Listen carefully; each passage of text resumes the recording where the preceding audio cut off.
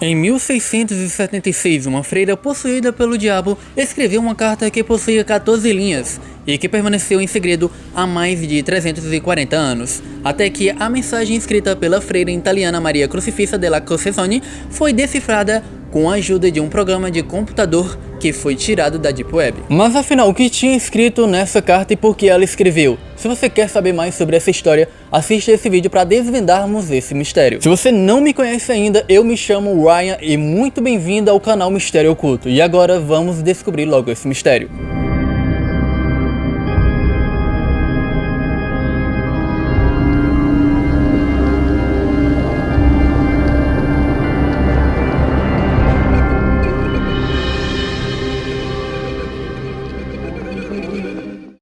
No dia 11 de agosto do ano de 1666, uma freira italiana que se chamava Maria Crucifissa della Concessione, de 31 anos de idade, havia sido encontrada jogada no chão em um convento que se localiza na cidade de siciliana de Palma de Montechiaro, na Itália. Com o rosto sujo de tinta, ela estava segurando uma carta com uma mistura de símbolos e letras que ninguém conseguia entender o que estava escrito na carta. E como ela estava completamente assustada, foi descansar, até porque ela não tinha entendido o porquê tinha acontecido aquilo. E após ela ter se recuperado, Maria Concessione afirmou que tinha sido possuída pelo diabo e que ele teria forçado ela a escrever a carta para tentar afastar ela de Deus e levá-la para o caminho das trevas, ou seja, deixar sua religião para servir o próprio diabo. E muitas pessoas nessa época acreditavam mesmo que ela realmente tinha sido possuída pelo diabo, pelo fato de que ninguém jamais conseguiu decifrá-lo, aquela palavra que estava escrito na carta. E por isso algumas pessoas diziam que aquilo seria o próprio idioma do diabo. Mas a explicação para um dos motivos para ela ter ficado possuída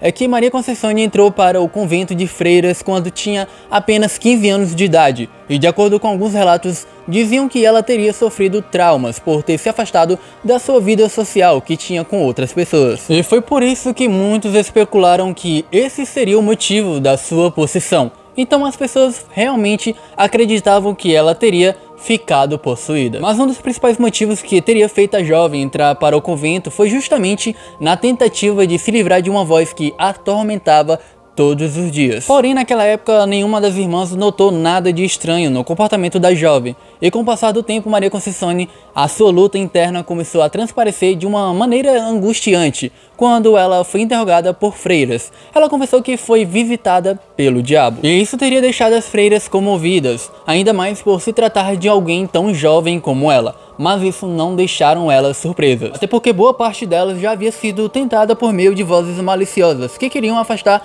de seu ofício sagrado. E as irmãs falaram para ela que o único remédio para esse tormento era a oração, e foi isso que elas sugeriram a Maria fazer. No entanto, após anos de luta, a freira Maria Concessione não conseguiu manter longe a presença diabólica que a atormentava. E foi justamente no dia 11 de agosto de 1676, aos seus 31 anos de idade, foi encontrada com uma carta onde a Madre Superiora que teve o primeiro contato com o papel que a freira tinha em mãos. E nenhuma das freiras conseguiu ler e tampouco entender o que se tratava as 14 linhas de símbolos e letras de alfabeto arcaico.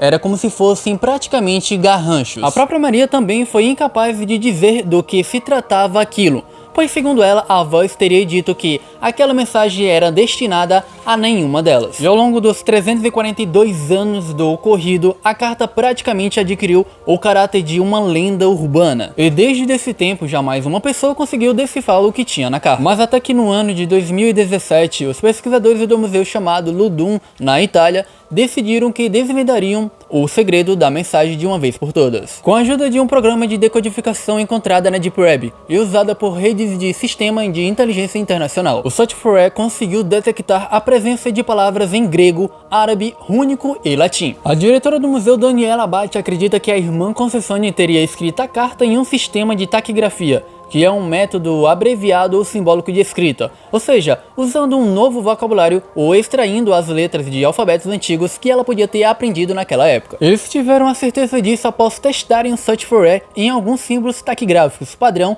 em diferentes idiomas. E dessa forma, os pesquisadores ficaram surpresos quando a mensagem da carta fazia mais sentido do que esperavam, e afirmaram que a freira tinha um bom domínio de línguas, e o que escreveu parecia até muito coerente para ter sido fruto de um surto psicótico, como muitos alegavam, até porque Maria sofria de esquizofrenia e bipolaridade. E a mensagem na carta se referia a Deus, ao Espírito Santo. Jesus seria como se fossem apenas pesos mortos, e já a outra parte da carta dizia: Deus pensa que pode libertar os mortais, porém o sistema não funciona para ninguém. Talvez agora Styx esteja certo. Na mitologia grega e romana, Styx é lido do rio do Tártaro, em um contexto dionisíaco, que fala sobre vingança, que Styx é um rio de almas que foi formadas para condenados pelo pecado da ira. E segundo a análise feita por Daniela Abate, interpretou essa ira e revolta toda da freira como uma espécie de reflexão interna sobre a própria luta contra os espíritos malignos, que tentaram controlá-la durante toda a sua vida. Em um viés científico, isso poderia ser o traço de um transtorno de bipolaridade. De acordo com uma mulher chamada Abadessa Maria Serafins, o Vaticano enxergou o episódio como uma clara luta de uma freira que tentou ser subjugada pelo mal sendo testada até o seu último dia de vida, e resistiu a isso apesar de tudo. A Abadessa também disse que o único detalhe que os pesquisadores do Museu Lundum não conseguiram identificar foi a palavra Oimé, que significa ou eu, que na verdade se trata da assinatura de Maria Conceição, que teria contrariado as ordens do diabo de assinar a carta com o próprio nome. E além disso, o ministério encontrou parte de seu fim na explicação científica, porém sua teoria conspiratória se mantém no ar. Mas afinal, Maria foi realmente possuída pelo diabo? Ou teve apenas um surto psicótico, até porque ela era esquizofrênica e, para quem não sabe, pessoas com esse tipo de doença têm alucinações e surto psicótico. Ou será que era porque ela entendia de vários idiomas e por isso ela acabou escrevendo a carta? Então ela estaria mentindo. Bom, vai saber, né? A própria irmã Maria falou que foi realmente possuída pelo diabo. Então estou falando apenas de suposições do porquê teria acontecido esse fenômeno sobrenatural. Mas e você, o que acha que realmente pode ter acontecido com Maria Conceição?